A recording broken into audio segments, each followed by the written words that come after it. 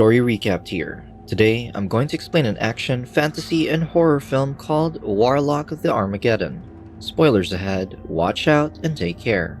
For years, Druids have always used their powers to protect the Earth from evil. Once every millennium, during an eclipse, Druids would summon their runestones magic to prevent the birth of Satan's son. In the past, several Druids performed a ritual and used their runestones on a woman bearing Satan's child. They were supposed to create light to defeat darkness, only to be attacked by Christians, who thought they served Satan. As everything descended into chaos, the Druids still tried protecting the 6 stones. Meanwhile, the woman on the stone slab was killed by a knight, and the Christians managed to get 2 runestones.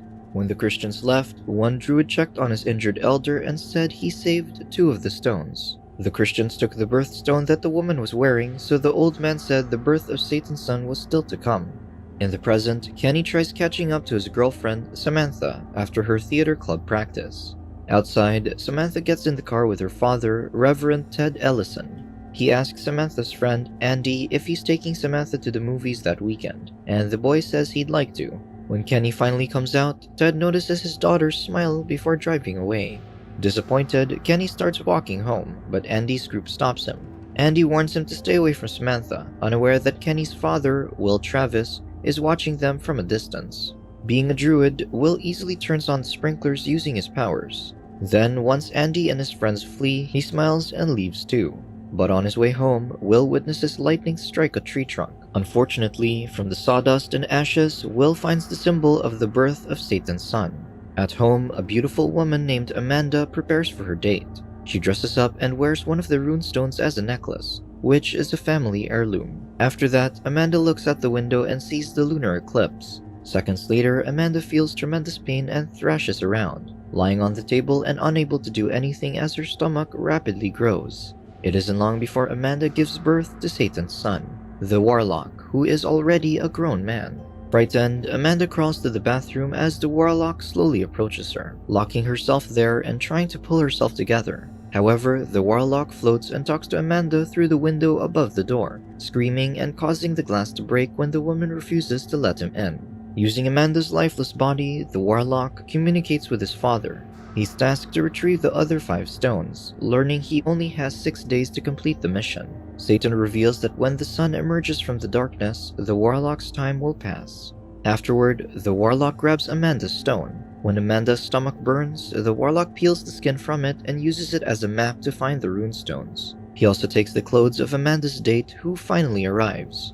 Wasting no time, the Warlock takes a cab to head to Chicago. The next day, Will goes to a cafe and greets his friends, Ethan and Franks, scattering sawdust on the table that forms the symbol of the birth of Satan's son. As it turns out, they're also druids, who can't believe that Satan's spawn has arrived. Using an Asgardian compass to confirm the Warlock's arrival, Frank tells Will they should talk to another druid, Ted. Sadly, Will reminds him the Reverend's not one of them anymore. He then gives the compass to Ethan because the man wants to slow down the son of Satan and says it will reveal a path to the Warlock, adding that they have something to do.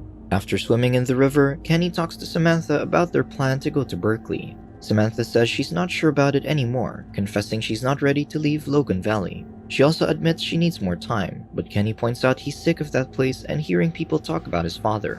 To make things worse, all Will tells Kenny is that people live in fear of what they don't understand, which confuses him. Kenny makes it clear he's leaving with or without Samantha, breaking the girl's heart. As they talk, Will and Franks unexpectedly arrive. Scared, Samantha runs, and that's when Will shoots and kills his son. The old men bring Kenny's body to Will's bookstore where they treat the boy's wounds. Kenny soon comes back to life, moving away from Will and Franks and asking his father why he killed him. In Chicago, the Warlock watches a fashion show and sees a model wearing one of the runestones. He follows the model backstage where he sees her give the stone to a designer, Paula. The Warlock asserts that Paula will hand him the runestone freely and willingly because those are the rules, revealing he's a Warlock, but Paula doesn't believe him. To prove he's telling the truth, the Warlock asks Paula to follow him to the rooftop. There, the Warlock takes Paula's hand and flies, prompting Paula to give him the stone. Sad to say, the Warlock lets Paula fall once he has what he wants, and the woman lands on the stage and dies, leaving everyone terrified.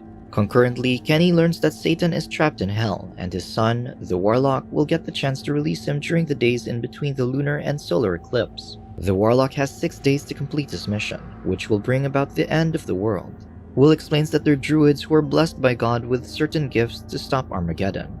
At that moment, Kenny sees a book containing an illustration of the runestones. According to Will, the stones have the power to free the devil or to keep him trapped where he belongs. Still confused, Kenny asks his father why he had to shoot him, but Will just goes outside. As Frank and Kenny follow Will, they are shocked to see dead birds on the ground. Ted is there with the townsfolk, telling Will the people are worried he has something to do with that.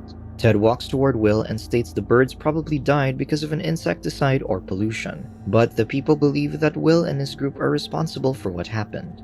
Frustrated, Ted tells the townsfolk there's no one to blame for what happened to the birds and asks them to go home. Once the people are gone, Kenny sees Samantha arrive while Will and Frank talks to Ted about the Warlock and the stones. To prove that the Warlock is coming, Will reminds Ted of how the birds will be severed from the sky because of Satan's son. Sure enough, Ted sees the icon of their destruction on one of the dead birds, but he still refuses to believe Will and leaves with his daughter. Meanwhile, the Warlock stops at a small gas station, where the attendant refills the cab's tank. Back at Will's house, Frank shows the man a scroll containing a spell that'll hurt the Warlock.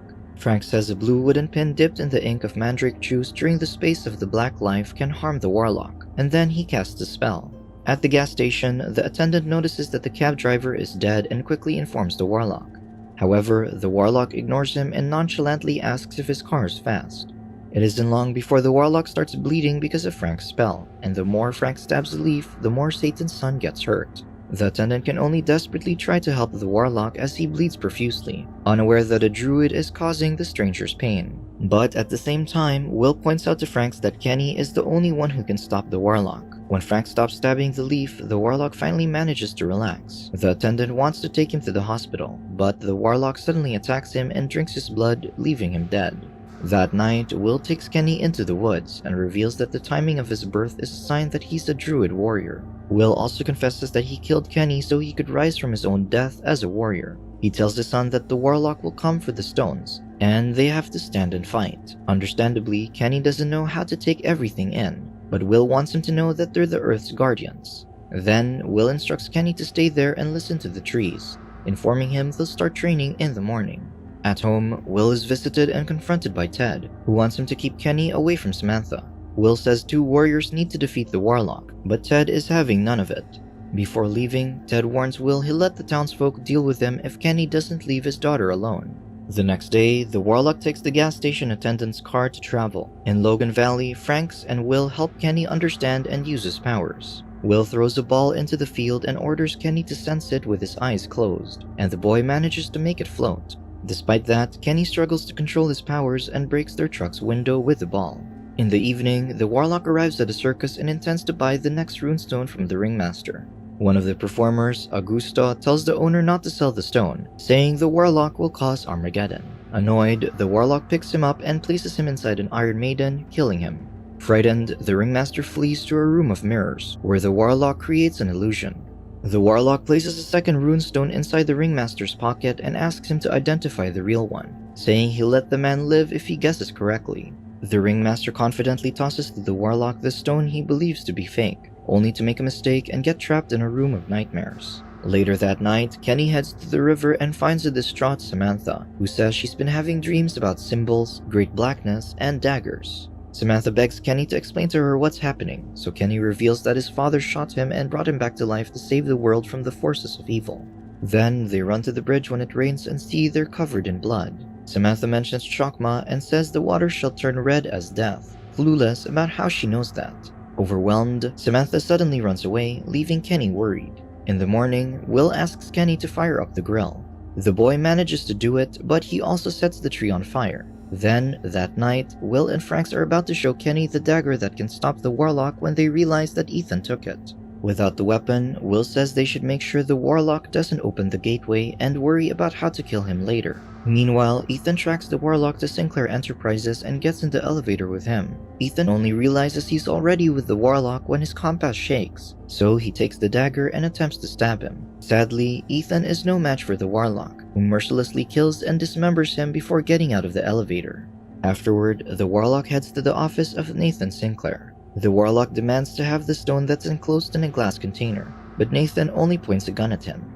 Ignoring that, the Warlock entices Nathan and shows him the other runestones, saying he's a collector. Curious, Nathan takes the stone from the case and places it on the glass where the Warlock puts the other runestones. Nathan wants to buy all the stones, but the Warlock says they're not for sale and asks for the one he has in exchange for the finest piece of art his collection has ever seen. Once Nathan hands him the stone, the Warlock deforms the man's body using magic and turns him into a small sculpture. At Will's house, Samantha sees a photo album and learns that Will was her father's friend. Will then reveals that their friendship ended when his wife and Samantha's mother died while giving birth. Will refuses to say more and starts to leave, but Samantha demands to know who she is and unwittingly closes the door using her powers. Remaining calm, Will asks the girl to open the door, and this time Samantha concentrates on unlocking the door with her mind. In the woods, Kenny finally controls his powers as he removes some parts from his motorcycle. At home, Ted is confronted by his daughter. Samantha asks why he didn't tell her the truth, so Ted confesses he just wants them to live a normal life. Knowing she's a warrior like Kenny and needs to be reborn, Samantha stabs and kills herself. Of course, Will brings her back to life in the bookstore, where Ted apologizes to her. Wasting no time, Will takes out the two remaining stones. One of them is the stone of their people, and the other binds the rest of the runestones together. Will says the second stone can disrupt the ritual when exposed to bright light, which can be used during the eclipse. Moments later, Kenny and Samantha are confronted by Andy in the woods. Andy wants to take Samantha home, but Samantha makes his chest hurt using her powers and says everything will be destroyed the next day, sending him running away. Once Andy is gone, Kenny and Samantha kiss, making love under the trees before going to battle. Then Kenny gives one of the stones to Samantha and asks her to keep it safe. Concurrently, the Warlock finally reaches Logan Valley and finds a woman in town, saying she could be the one to announce his arrival. The following day, Will and Ted find the townsfolk by the church. As it turns out, they're looking at the body of the woman the Warlock talked to, who's been killed and crucified upside down. Again, the people accuse Will of being Satan's follower and attempt to grab him, but Kenny uses his powers to control a ball and distract them. In the bookstore, the Warlock tortures Franks and chops off his arms after getting the fifth stone from him. Without warning, an axe suddenly hits Franks. The Warlock turns around and sees Kenny, thinking he missed. Kenny says he didn't miss and only wants to end Frank's suffering, but the Warlock doesn't give him a chance to do anything else and causes an explosion, throwing Kenny out of the bookstore. Unfortunately, Kenny gets impaled on a broken metal bar, retaliating by setting the Warlock on fire. However, that doesn't harm the Warlock, who gets mad and tries to run Kenny over with a car. Luckily, Kenny manages to use his powers and stop the vehicle with a manhole cover. Will and Ted also arrive with guns, walking toward the Warlock and repeatedly shooting him. Despite being wounded and crashing into a window, the Warlock emerges from the roof and walks in the air, shooting Will and Ted with just his fingers. Afterward, the Warlock demands the stone from Kenny, unaware that Will and Ted are still alive. At that moment, Samantha arrives on a motorcycle and shows the Warlock the last stone, daring him to get it from her before leaving. The Warlock immediately follows Samantha, so Will heals Kenny with a potion. Eventually, the Warlock catches up to Samantha in the woods. There, Samantha impales the Warlock with a branch, but Satan's son easily recovers. The Warlock then tries to kill Samantha with a huge rock, which the girl blows up. Infuriated, the Warlock sends Samantha flying several feet away, covering her mouth and tying her to Andy's truck. Then, the Warlock grabs the stone from Samantha and prepares to open the gateway to hell just as the eclipse starts. The Warlock uses the runestones to welcome his father, but Kenny arrives and hits him with lightning. Sad to say, the Warlock restrains him to a tree with vines.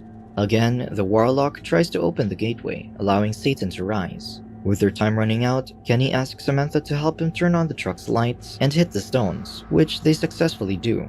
Kenny and Samantha manage to stop the Warlock from releasing Satan, bringing back light to the world. But the Warlock is still alive and bashes Kenny's head against the tree, wanting to stab him with the dagger he got from Ethan that's been tampered with metal from the Holy Grail. Although he's weak, Kenny headbutts the Warlock and causes him to drop the dagger. Then, Kenny uses his powers to stab the Warlock, who attempts to stab him too, so Samantha distracts Satan's son. Finally, Kenny stabs the Warlock and it isn't long before the devil's spawn perishes. A few minutes later, Kenny and Samantha free themselves and hug each other, witnessing the ground absorb the Warlock's black blood. Samantha gets the stones before leaving, but the Warlock's skeleton suddenly grabs the birthstone from her and retreats into hell. Supporting each other, Kenny and Samantha soon walk away, thinking that they're safe for now. Subscribe to watch more videos like this. Turn on notifications. And leave a like, it really helps the channel out. Thank you for watching.